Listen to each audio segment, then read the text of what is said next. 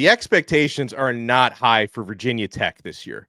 And maybe that's part of the problem, because Hokies head coach Brent Pry has been listed in the hottest of hot seats in the ACC.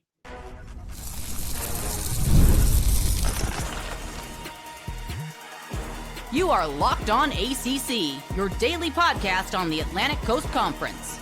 Part of the Locked On Podcast Network, your team every day.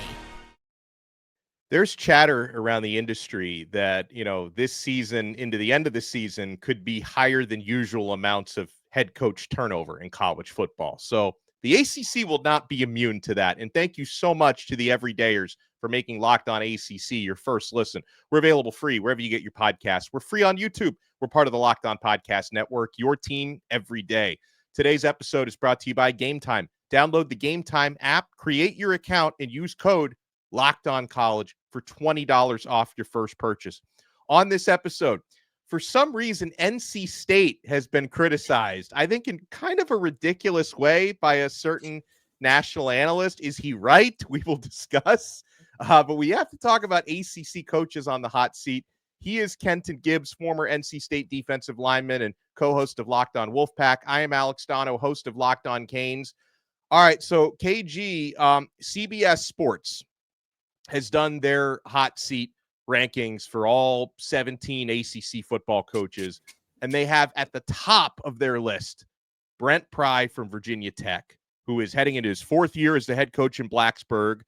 They have been bowl eligible in back-to-back seasons for what that's worth, but he's got a 16-21 overall record. And my thing is, you're a little younger than maybe, you may still remember, but I'm old enough to remember late 90s, early 2000s, right in the sweet spot of the Frank Beamer era, when Virginia Tech was nationally relevant. You talked about Virginia Tech the way you would talk about your Ohio States and your Miamis at the time and Florida States. Virginia Tech was right there, but that program has not been, I'll say, a serious program for the better part of the last couple of decades.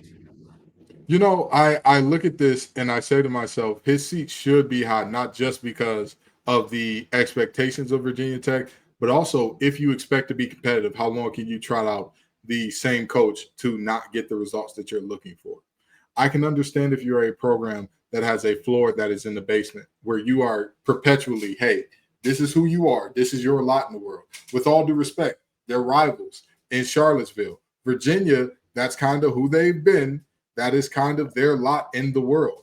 They have had pockets of being more than that, but the reality is, when's the last time Virginia, in terms of UVA, was nationally relevant in football?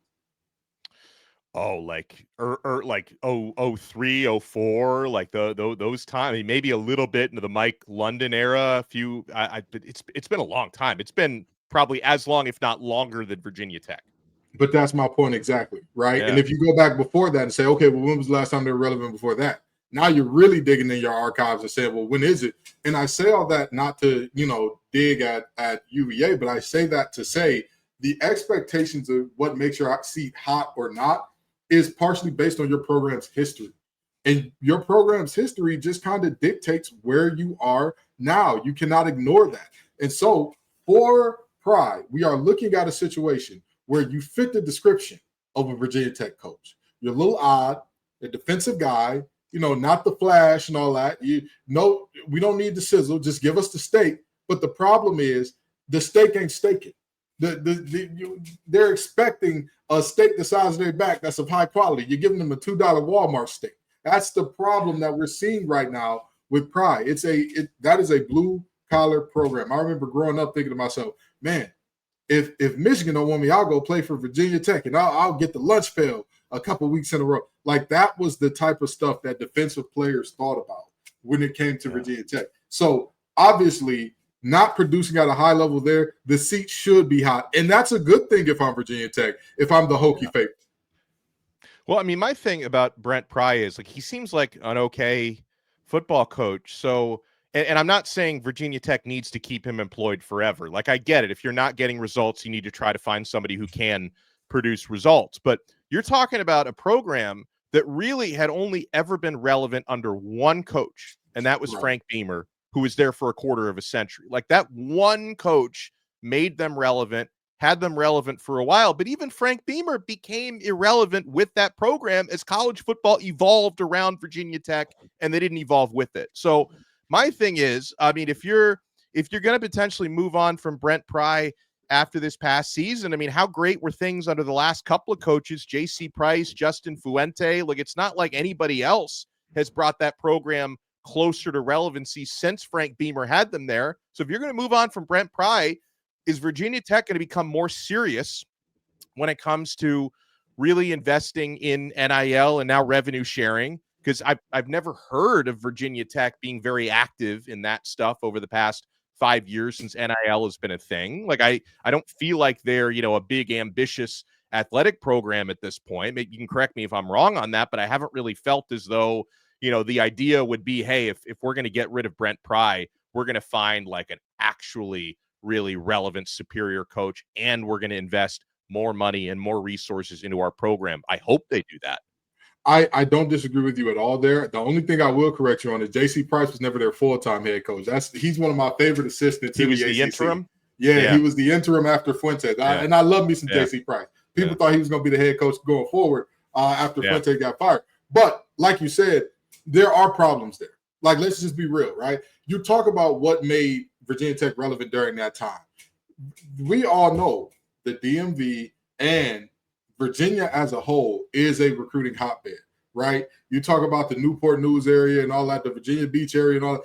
You are going to have bona fide stars coming out of there every year. If we look at recruiting, you and I have talked about this before when discussing Virginia Tech and UVA's problems. Look at the top players in that state. Are they staying home? No. But it's Pry's job to give them something to stay home to. And his cohort, who is on the list as well, Tony Elliott, same deal. If you are to be a successful coach in the state of Virginia, the talent is there. The talent is there. If you don't believe me, go look at what their top players are doing at all these other schools around the country. Go look at what happens when these top guys go to Clemson, go to Georgia, go to Florida State, go to wherever. They dominate. They show up and do fantastic things. But the problem is they cannot secure those players. And it doesn't matter how good you are schematically.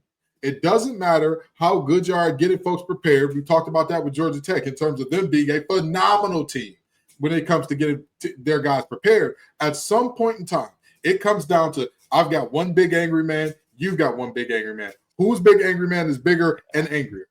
You've got one fast guy, I've got one fast guy. Whose fast guy is faster? If you're not winning on the couch, you're going to lose that battle of whose fast guy is faster, whose big guy is bigger, and all that type of stuff. So, you know, the expectations are there. And I do get what you're saying in that they were only super relevant under Beamer. But at the end of the day, it is what it is. I'm happy that the floor is raised for my program if I'm Virginia Tech. I'm happy that people are saying, hey, this is what we need to get back to. Because you could be languishing in mediocrity like some teams in the ACC that I will not name. But they're just fine with 5, maybe 6 wins. A 7-win year is like oh, yeah, we really did it, guys. We saved the city. And Virginia Tech should have been better last year. And you know, Kyron Drones should not have taken a big step back after all that he showed as like a most of the year starter the previous year. Why did he regress in his first full year as a starter last year? I'm sure there are tons of reasons. I think there were some injuries that he was playing through and all that, but like that team should have performed better than they did last year. So I get it. We'll talk about other coaches that are on the hot seat when we come back, or at least, you know, could be on the hot seat, and what it would take like for Mike Norvell to be on the hot seat, what it would take for Mario Cristobal to get on the hot seat. Now, that's a place where I know expectations are very high heading into this upcoming season. You want to keep it locked right here. We're only getting started on this brand new episode of Locked On ACC. Gametime is the only ticket app that Kenton and I use. I've been on Gametime exclusively for the last couple of years, and why would I switch when I'm getting the best prices? I'm getting the best features like the panoramic view from my seat in the app right before I buy. And I'm also getting a feature on Gametime where they show you the total upfront, no hidden fees at checkout, which I hate it when you think you're paying a certain price and then some of these other services will tack on all these hidden fees. You get none of that nonsense at Gametime. And I love getting concert tickets there, because one of the aggravating things about concert tickets is how many times have you logged in early for those pre-sales? You wait forever in those virtual queues, and then you end up losing your spot, or your tickets are sold out by the time you get to the front of the line for a show you've been dying to see. Live music should be about making memories, not dealing with the stress of ticket shopping. That's where Gametime comes in. Gametime makes getting concert tickets faster and easier than ever. Prices actually drop as it gets closer to showtime. You can save up to 60% off with their killer last-minute deals. Folks, if you've ever been tired of that endless scrolling to find the best deal, GamePick's Zone Deals picks the best seats in your section for you. Take the guesswork out of buying tickets with Gametime. Download the Gametime app, create an account, and use code LOCKEDONCollege for $20 off your first purchase. Terms apply. Again, create an account and redeem code LOCKEDONCollege for $20 off. Download Gametime today. Last-minute tickets, lowest price guaranteed. Thank you for making Locked On ACC your first listen. For your next listen, make sure you check out Kenton and Grayson Boone on Locked On WOLFPACK, covering all things NC State. Check me out on Locked On Canes, covering all things Miami. All right, so after Brent Pry at the number 1 spot, you got Justin Wilcox at Cal, Tony Elliott, who you mentioned at Virginia. I think you already kind of gave the reasons why Tony Elliott would be on the hot seat. But in terms of Justin Wilcox, like, Kenton, this may be the year he doesn't get through, because we're hearing about potentially a power struggle with their GM, Ron Rivera. You know, Wilcox, to kind of save his butt, makes a big change at offensive coordinator, brings in Brian Harsin, who, has failed in recent stops and is kind of revolutionizing their offense, and a bunch of players left in the transfer portal. This is absolutely a do or die year for Wilcox at Cal, and the expectations are not very high, which is not good for him. Donno, we are not political commentators, and yet we are sitting here facing a coup d'etat in the ACC. What is this? What is this? We are sitting here talking about a potential coaching despot because we are sitting in a position where there's an internal power struggle for what's going on at Cal. And Lawrence Ross, don't you run from us. We know it's the summertime. You ain't lecturing nobody. So we got to get it back on there. But that's a good point. Yeah, lecture season is over. I'll track him down. Lecture season's over. There's confusion everywhere about what Cal is doing. And Cal is in such a unique position because historically, they haven't been great. Cal historically hasn't been a team that we're like, oh, yeah, we should expect them to be 8-9 wins a year. They moved to a new conference, more travel than any other team in the country. You're looking at a major deficit in terms of their athletic department budget. You're running at a deficit every single year to the point where it's like, hey, we got to do something about this. So they're expected to kind of have these problems. And yet and still we're looking at that head coach with that fine-tooth comb saying, oh, what's going on here? Are you going to make it another year? This is unlike anything I've ever seen in terms of a coach that, with all due respect to Cal's history, I think Wilcox is doing a fine job. I don't think he's doing great. I don't think he's doing blow it out the water. He's going to get calls from every school in the nation.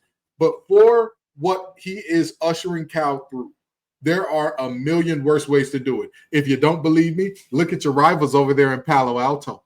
Mm-hmm. Yeah. Mm-hmm. Well, we'll get to them. To them. So we're looking at that, and he has this team at least somewhat stable enough. You know what I mean? Like the whisper said, they began to rock steady. And that's all they got to do. And yet there's still commotion there. I really feel bad for Wilcox. And far be it for me to feel bad for somebody getting paid millions to coach a children's game, but I really do feel bad for Wilcox.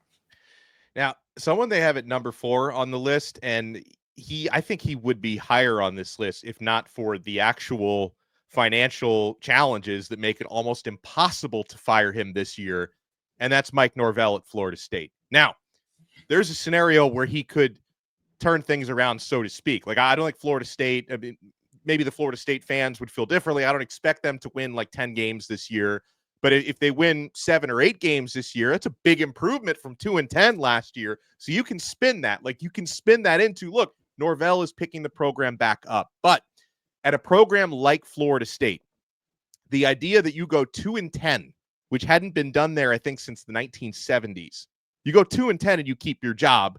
there's obviously external factors at work there, being a very large buyout, right? It just makes it impossible to fire him at this point. But so, I don't think Norvell's going to get fired. And you know what? The fact that I think number 4 might even be too high. Like, I think he has more job security than that. That might be a good thing, because when you're trying to finish what's a pretty good recruiting class for Florida State so far, they're just outside the top 10 at this point. Like, Norvell may be putting together the best recruiting class he's put together at Florida State, and that's coming off of 2-10. So maybe the fact that there is some stability there might actually help him right the ship this year. Well, Donno, you and I are in completely opposing camps on this one, because I look at Norvell and say him not being at 1 is surprising to me, because he has the tallest task ahead of him. If Virginia Tech wins 7, maybe 8 games this year, that seat is cool. 8 games, that seat is cold as ice. All right, we're good. We'll figure it out, right? If you look at, you said the Wilcox and Elliott. If either one of those guys win 8 games, their seat cold as ice, okay? Yeah, I mean, you're going to need hot water to get them up off that thing, right? But if you talk about Norvell, 8 wins this year, that doesn't put him safe in perpetuity. It doesn't give him 4 years. I wouldn't even argue giving him 2. Yeah. If he wins 8 I just think 8 wins, a 6-win improvement. Like, you can spin that into something. But this is what I'm saying. An 8-win improvement is good, or a 6-win improvement. And for most schools, you'd be fine. Yeah. You and I saw Florida State win a national championship, and it wasn't that long ago. Okay. Nope. I was in college then. I'm only 30, y'all. Please. I know that the bald head fools you. I'm only 30. All right. So I was, that's fairly recent, as opposed to what these other schools are looking at, where you don't have the story tradition, you don't have the big boosters, you don't have one of the biggest fan bases in the nation. Forget the ACC, in the nation in terms of fan base size. You don't have those things. I'm looking at Norvell saying, dude, you think Virginia's a recruiting hotbed? You are in the state of Florida. Like, other than California or Texas, where else could you possibly want to be to have the best recruits right down the street, to where, oh, Granny want to come to the game? Boy, do I have an answer for you. Oh, Mama don't like getting on planes, but she wants to come to the game. Boy, do I have just the answer for you. But, it's to me, I look at this and I say 4 is about where he should be, because there are some that are like, oh, he's too high, the money, he's going to be there. And then there are people in my camp that are like, listen, I don't care how much that money is. I highly doubt that Florida State wouldn't find some money if you're looking at another 5 or less win season. Okay, that's fair enough. All right, the next 2 names on the list, we can both speak to one of them. I'll let you speak to number 6, though. At number 5, Frank Reich at Stanford. But, how can you be on a hot seat when it's been very clearly stated he's a 1-year interim stopgap? He's doing a favor for his buddy Andrew Luck. It's like, hey, because they had to fire their previous coach in March due to a scandal. He couldn't conduct a real search because it's a terrible time of year to hire a football coach. So Frank Reich steps in, 1 year and done. I don't know how you could call that a hot seat. Yeah, I fully agree. I mean, he shouldn't even count. He should be exempted from the list, because there is no hot seat. Yeah. If you de facto know, hey, after this year, we don't care if you win 0 games or going to win 10. You're going. Oh, okay, cool. Bye. Yeah, I'll tell you what the situation reminds me of. We'll see if Reich handles it the same way. But I used to be on the full-time Miami Dolphins beat, right? Mm-hmm. And I was there during the Ryan Tannehill era, and when Adam Gase was the head coach of the Dolphins. Gase had connections to Jay Cutler because he'd been in Chicago. Ryan Tannehill blows out his knee at the end of training camp near the end, and so Adam Gase calls up his buddy Jay Cutler, who had just retired. Calls up Jay Cutler. He's like, hey, we'll pay you $10 million just to show up and be our temporary starting quarterback. What do you say? Jay Cutler was like, yes, I will take your $10 million and I will give you exactly 0 effort, because I know I'm not really the quarterback of the Miami Dolphins. I'm just a guy you called because you're in a pinch. Again, maybe Frank Reich will, this guy's a professional head coach. He's done it at the NFL level. So maybe he'll take it way more seriously, but the situation kind of reminds me of that. It's exactly that, basically. I mean, you're looking at a situation where obviously the personalities of the person coming in the field are different, but I mean, he knows, like, I'm not the long-term solution. I'm not going to be sitting on mom and dad's couch telling them, hey, Stanford is a great place. There's a second to none education. You send your son here, you're sending him to it doesn't matter. He's not going to be doing that because he can't say, I know the next guy they get is going to be this person and he's going to be great. Or I know that this is going to happen. I know that the program is going to look like this. He doesn't know. So what does he even do outside of just coaching the football, which in 2025 college football, as much as I hate giving head coaches credit for when they're right, all of the coaches are right in saying, I just want to coach football. I don't want to do all the other things that revolve around college football, which that's the majority of it at this point. So, you know. Yeah, you're a GM and also like a babysitter, like all and a coach all built into one. So the next on the list, and I'd like to defer to you on this one. They've got Dave Doeren at NC State at number 6. Like, what are folks saying in Raleigh, Kenton? Like, what's the temperature there among NC State fans? He's nearing close to the scarlet letter. The scarlet letter is A. Yeah. You know what that A stands for? What? Not adulterer. It stands for apathy. It stands for apathy. When apathy sets in, when apathy sets into your fan base, you are cooked. You are done. Because you know what apathy means? It means those donors start to tighten up their wallets a little bit. Yeah. You know? Yeah. Apathy means less people come to the games. Less people come to the games. That means you make less in concessions. Less in concessions, less in all these different styles of revenue. Now you're in trouble. Now you're going from we were struggling to keep our head above water to now we're drowning in terms of keeping up with the other teams in the ACC. So Dave Doeren has raised the floor in Raleigh exponentially. Like that's just a provable fact. He has almost every record there is for a head coach at NC State. The problem is you got to do a dance from the 90s. This is something that's going to bring Donno back to his youth. You got to raise the roof, baby. You got to raise the roof. Yeah. You raised the floor, but now you got to get at some point in time that 10-win season, that ACC championship type of season. And the most interesting thing about it, Doeren has persisted through a lot of coaching changes, through a lot of, some of his proteges and play callers going on and kind of surpassing him. I'm looking at you, Eli Drinkwitz at Mizzou and things like that. Potentially Tony Gibson up at Marshall now. But one thing that I know with no degree of uncertainty is this year he has to do something at least decent. He has to be at least 6-7 wins because last year they go 6-7. And, people are starting to say, okay, this is who Doeren is. It just is what it is. He was the head coach that recruited me. So he's been there for a little bit now. With that being said, it's starting to get to that time where people are saying, okay, raising the floor is great, but we need to see the ceiling raised. And it begs the same question that you asked about Virginia Tech. Okay, you can get rid of them. Who do you bring in? Because you haven't done much since Chuck the Chestamata. He was the guy. Right. Him and Phillip Rivers were the guys that had y'all, in the thing. And Phillip Rivers is so old, he's got sons now being recruited by NC State. Shout out to Gunner. And he's got enough sons where they could do an entire team just of Rivers kids. Let me tell you something. Somebody asked me, how would you feel if NC State missed on Gunner? I said, it's all right. We're going to get another chance with a Rivers kid in about 2 years. Oh, for sure.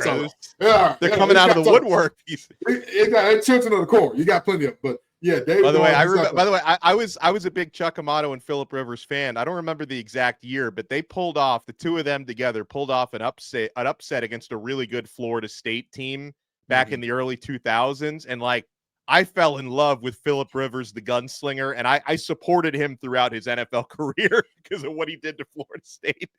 Man, that was fun. He never has to buy a beer in Raleigh. That's just the fact, right? Don't matter how much he made in the NFL. If he's in the 919-984 area code, you're good with us. Yeah.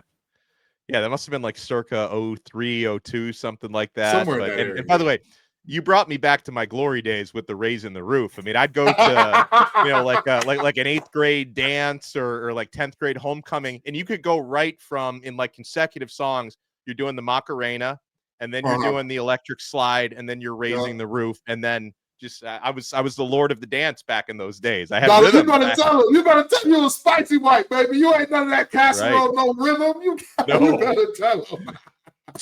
No. All right. So speaking of Dave Doeren and NC State, they got called out by David Pollock, former college game day host. And Miami's been in his crosshairs a little bit because he's a Georgia guy, and he's, I guess he got the company memo that you have to trash Carson Beck if you support the Georgia program. But now he's trashing NC State. You want to keep it locked right here. We're not done yet on this brand new episode of Locked On ACC.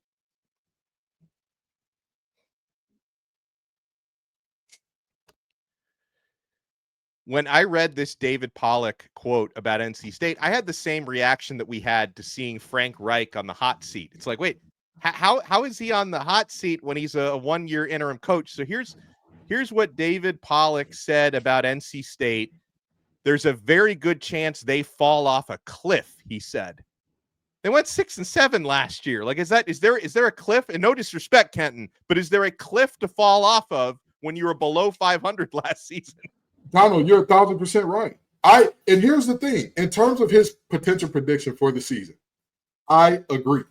Anybody who has heard me talk about NC State and give a season prediction has heard me say this exact phrase. This team will be under 5 wins or over 7. I have said that all offseason. But here's the problem. The description of it as falling off a cliff. How does a team that had a losing season last year lost to East Carolina University in the bowl game? By the way, Donno, I give you $20. I will cash app you $20 if you can tell me right now. I give you 3 seconds. Where is East Carolina located? In the eastern portion of North or South Carolina. I need a city. I'll give you 3 seconds. Come on, help me out. Durham. I don't know where that Greenville. It's in Greenville, North Carolina. But that's exactly the point. That's exactly my point. You know what I mean? Like, this is so to say that this team is going to fall off a cliff is a bit disingenuous. I can understand if this was a 8-9 win team last year. I could even understand somebody saying NC State fell off a cliff last year relative to their expectations and bringing in all the pieces they did and everything like that based on what it was before and getting Grayson McCall on it. I get that. But to say, hey, a team that we all know, that defense is, hey, we're T's and P's, thoughts and prayers for that defense. We're hoping they can hold on enough. An offense that we're saying, hey, they're going to be good, but they're going to have to put up 30 points a game to win at a high clip. And you're telling me that this team is primed to fall off a cliff? What's the cliff? Normally when you think of a cliff, you think of a steep drop. They might fall off of a mild bump, but not a cliff. They fell off a grassy knoll is what could happen. There you go. Now, fell off a grassy knoll. But if I'm thinking about like teams in the ACC that like could actually like have a cliff to fall off of. Okay, so SMU won 11 games last year. Yes. That's a lot of wins. Yes. They lost some good players from last year. The schedule's a little tougher. I think they're still going to be good, but the team that upset your team kept them out. Syracuse. That cliff is right there. Double-digit They won wins. 9 games. 9 wins last year. Or 10, was it 10 wins with the bowl game? With the bowl game, I believe it was 10. Yeah. Either way, even if we say 9, right? How many times has Syracuse ever won 9 games in a season? And now you're looking at you have half of last year's playoff on your schedule. The cliff is right there, brother. Yeah, it's right there. right there. And yet we're looking at a 6-win, 7-loss team saying, I predict they'll be worse. Well, they may be worse, but is that really a cliff? If anybody said Florida State's going to fall off a cliff this year, we'd all look at them like they were doing the finest of dope. Why? Because they won the games. Last year, they fell off a cliff. Exactly. That's a cliff. That's a cliff. That's a real cliff. Undefeated to defeated, basically, by everybody except Georgia Southern. Or what was it? Who did they beat? Charleston Southern? Oh, they beat Charleston Southern and Cal. That, my friends, is a cliff. That's a cliff. Yeah. That's falling off a cliff. But going from 6 wins to potentially 4, oh boy, ooga booga, boogeyman season. Like, come on, man. Oh man! By the way, throughout the rest of the week, we're gonna talk more about the upcoming ACC kickoff media days, which we're a week away from that. And you know what's crazy to think about, Kenton? We've never actually met up in person before, which is wild. Oh man, that happened for the first time because you couldn't make it out last year to kick off, but you're going to be there this year. I'm coming up for the first couple of days, so we'll actually be able to do the shows in person, which is going to be fun. And I'm going to ask you on probably Wednesday's episode, which players you're going to drop some hand grenades into. It's funny. I had a situation like that yesterday, Kenton. I had a doctor's appointment yesterday, and I'm walking through the hallway, and this guy who's wearing all Miami gear walks by me, and I say, "It's all about the U." And he got all excited. And then there's this other guy walking through the hallway who's like, "What about the Gators?" And then the two of them start arguing, and I just walk away. And so, like, this nurse practitioner who was walking me back to my office was like, "What just happened there?" And I'm like, "I just dropped a live hand grenade in the hallway." Is what happened He just chucked it and said, "Hey, that's between y'all two. That's it. Y'all sort it out." Yeah, so that's what's going on. And by the way, on our Tuesday episode, we're going to do a crossover with Zach Sako from Locked On Nittany Lions. Now, remember, Penn State, they kind of embarrassed SMU in the playoff last year. 38-10, I think, was the final score. It wasn't really that close, but 38-10 was the final. And so we're going to talk with Zach. We're going to get his outlook on Penn State. I'm going to drop another hand grenade because I'm going to tell him all the nice things that Kenton's been saying about Drew Aller. So that's going to be a little awkward. And we're going to get justice for Jackson Holzer for them taking Trevor Pena. We're going to get our justice. Don't worry, right. ACC fans. That's right. And so, Zach reached out to me a while back and kind of wondered, like, Penn State, they're expected to get back to the college football playoff this year.